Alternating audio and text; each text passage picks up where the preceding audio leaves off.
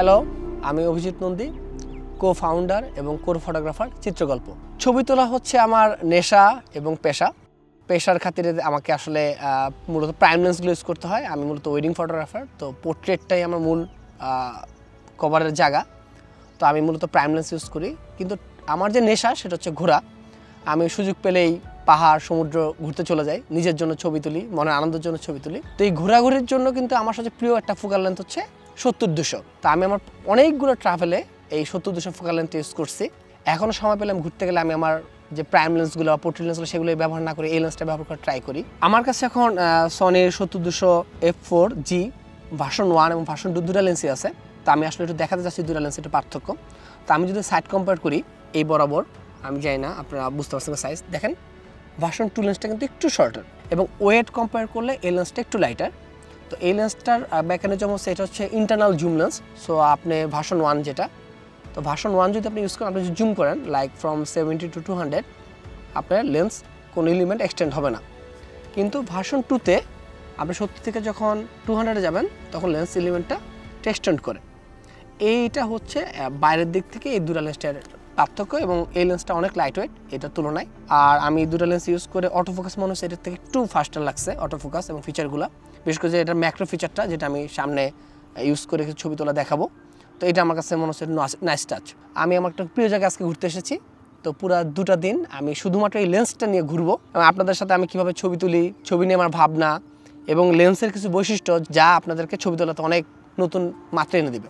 এই জায়গাটা একটা খুব অদ্ভুত জিনিস আছে, সেটা হচ্ছে এরকম মরা গাছের অনেকগুলা জায়গা আছে এরকম। তো নর্মাল সি বিচে আসলে এই জিনিসগুলো একটু টাফ পাওয়া।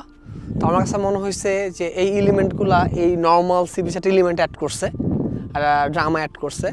আর এই লেন্সের 70 লেন্সের যে কম্প্রেশন প্লাস টেলি রেঞ্জ, এটার কারণে আমি অনেকগুলো কম্পোজিশনে বা ফ্রেম নিয়ে কাজ করতে পারছি। তো ছবিতে দেখাবো যে আসলে এই লেন্স দিয়ে এই টাইপ জায়গায় আসলে কী ধরনের কাজ করা সম্ভব।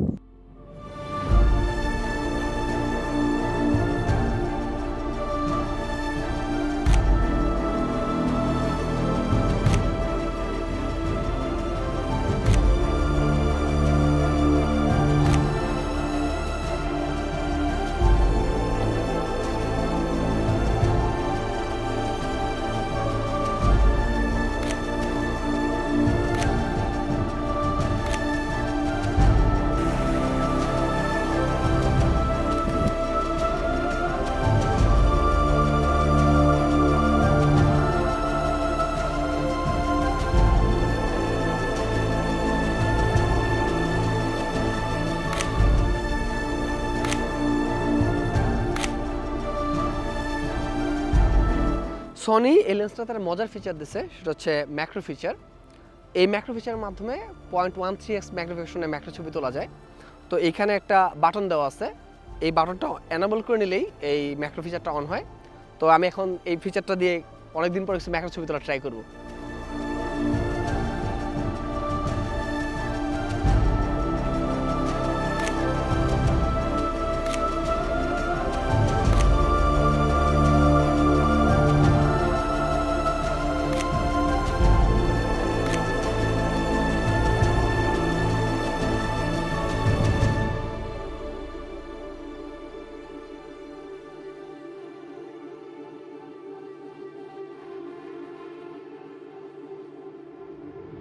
তা প্রায় 2 দিন লেন্সটা নিয়ে ভালোই ঘোরাঘুরি করলাম আমার প্রিয় জায়গায়, কিছু ছবি পেয়েছি মজার।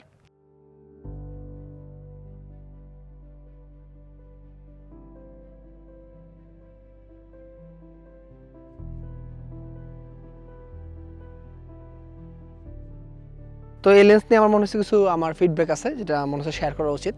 আমি এই ফোকাল লেন্সটা আগে অনেক ইউজ করছি, আমি সনি 2.8 ভার্সন যেটা সেটাও ইউজ করছিলাম আমার কিছু ট্রিপে।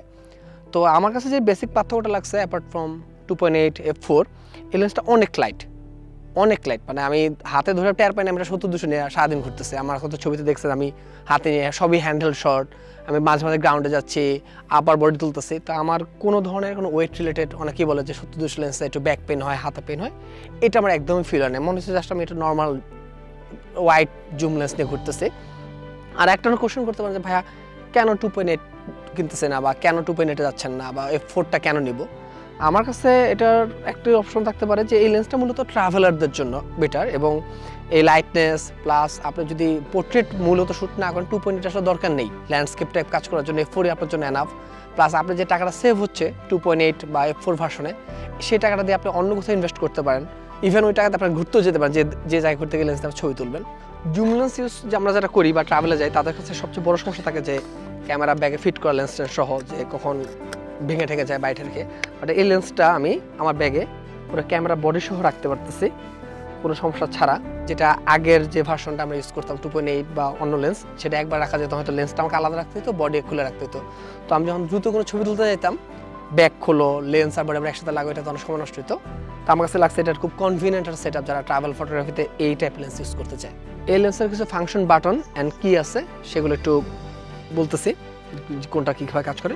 প্রথমে যেটা এখানে আছে সেটা হচ্ছে লক বাটন। লক বাটনটা হচ্ছে আপনি যেটা লক করে রাখেন, এই জুম রিং 70 মিলিমিটার লক হয়ে যাবে। এটার উপকারিতা হচ্ছে আপনি যদি লেন্সটা কাঁধে নিয়ে ক্যারি করবেন বা হাঁটেন, যদি লক করা না থাকে অনেক সময় লেন্সটা অটোমেটিক এক্সটেন্ড হয়ে যেতে পারে।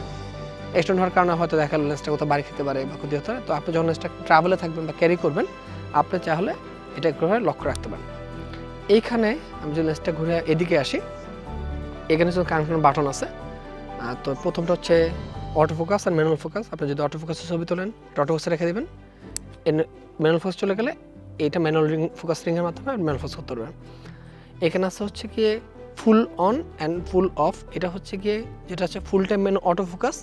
আপনি যদি ডিজিটাল ম্যানুয়াল ফোকাস দিয়ে দেন, সেটা হচ্ছে ধরুন আপনি অটো ফোকাস করতেছেন বাট ক্যামেরা হয়তো আপনার মন মতো জায়গায় ফোকাসটা করতে পারতেছে না, আপনি তখন ফোকাসটা ম্যানুয়াল ওভাররাইড করতে পারবেন অটো ফোকাসের সাথে সাথে।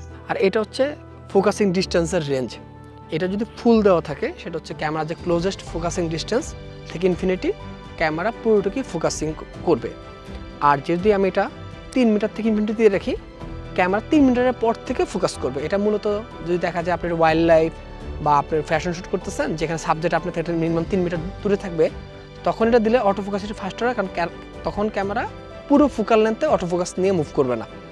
আর আপনি যখন ম্যাক্রোতে চলে যাবেন, ক্লোজেস্ট ফোকাসিং ডিস্টেন্স 1 ফিটের নিচে চলে আসে, তখন ক্যামেরা আবার দূরে ফোকাস করবে না। তো এই ফাংশনটা আমাকে খুব হেল্প করছে মজা কিছু ছবি পাওয়ার জন্য। এরপর একটা যে বাটন আছে সেটা হচ্ছে অপটিক্যাল স্টেডি শট। এটা হচ্ছে আপনার ক্যামেরাতে ইনবিল্ট অপটিক্যাল স্টেবিলাইজার আছে। তো এটা স্লো শাটার বা হাতের শেকের কারণে যে ছবিতে ব্লার আসতে পারে এটা রিডিউস করে। তো এই অপটিক্যাল স্টেবিলাইজেশন ক্যামেরার যে ইনবিল্ট স্টেডি শট আছে এটার সাথে একসাথে কাজ করে। এই কারণে আপনি অনেক লো শাটার স্পিডেও এই জুম লেন্সে কনফিডেন্টলি ছবি তুলতে পারবেন। এইটা একটা মুড আছে 1 2 3 যে মুড, এটা আসলে অপটিক্যাল স্টেডি শটের একটা পার্ট। এখানে মুড এক হচ্ছে স্ট্যান্ডার্ড, ক্যামেরা স্ট্যান্ডার্ড স্টেডি শটে কাজ করবে। 2 হচ্ছে প্যানিং। প্যানিং হচ্ছে মুভিং সাবজেক্ট লাইক কোনো ওয়াইল্ড লাইফ দৌড়াদৌড়ি করতেছে, গাড়ি, মানুষ দৌড়াচ্ছে সেটা। আর 3 নম্বর হচ্ছে অ্যাক্টিভ। অ্যাক্টিভ যে স্টেডি শট এটা হচ্ছে মূলত প্যানিং এবং যে স্ট্যান্ডার্ড কাইন্ড অফ একটা মিক্স আর কি। ও সাবজেক্ট ক্যামেরা অটোমেটিকলি ডিটেক্ট করে অনুযায়ী স্টেবিলাইজারটাকে সেট করবে। এই লেন্সে আরও 3টি কাস্টম বাটন আছে। তো এই বাটনগুলোর ইউজগুলো খুব মজার। আপনি বাটনগুলো ক্যামেরার সাহায্যে অ্যাসাইন করতে পারেন কোনো একটা মুড, লাইক আপনি যদি কোনো বাটন টিপ দিয়ে আইএসও ঠিক করতে চান আইএসও, কোনো বাটন যদি ঠিক করে আপনি এইচডিআর করতে চান যে এইচডিআর শুরু হবে, কোনো বাটন দিয়ে যদি মনে হয় আপনার যে কোনো মুড আপনি চাইলে ছবির স্টাইল ব্ল্যাক অ্যান্ড হোয়াইট যে কোনো মুড আপনি 3টা বাটন সেট করতে হবে। যেটা আপনার যদি খুব দ্রুত ছবি তুলতে চান, অনেক সময় দেখা যায় যে মেনু খুঁজে বাটনগুলো বের করতে সময় লাগে। তো যারা এই টাইপ কাজ নিয়মিত করে তারা চাইলে এই বাটনগুলোতে তাদের মন মতো কিছু ডিজাইন ফাংশন সেট করে রাখতে পারে। তো আমার কাছে লেন্সটি ইউজ করে খুব ভালো লাগছে। আমি আশা রাখি সামনেও এই লেন্স নিয়ে কোনো ট্রিপে যাব, ইচ্ছা আছে। তো আশা রাখি আরও কিছু সুন্দর ছবি দিতে পারবো।